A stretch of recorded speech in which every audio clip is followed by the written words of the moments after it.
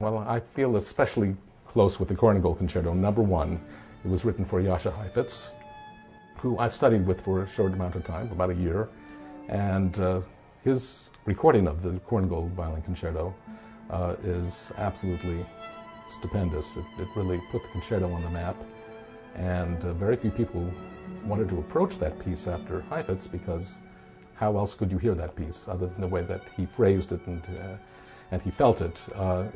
He ruined a few pieces for all of us in that way, is that if you played the piece, you would inevitably end up imitating him. If you listen to some of the old scores from the 30s and the 40s of the black and white movies, you will hear incredible scores written by Korngold and played. There are solos inevitably played by concertmasters of the studios, and then that sound very much like Jascha Heifetz.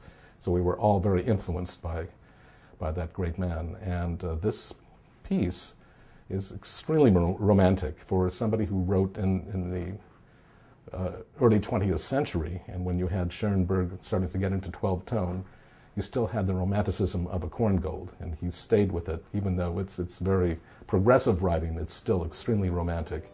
And one can almost imagine that it's like a movie score, which he felt so much at home in. He was a great child prodigy composer.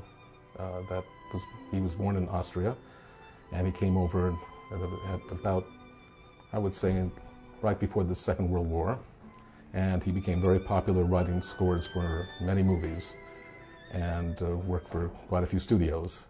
So this concerto, which is just a most incredible piece of music for its romanticism and its difficulty, I might add, is going to be a challenge for me because I'm learning it for the first time. I look forward to it because it's really in my milieu. I really believe in this piece, and I gravitate toward the more romantic.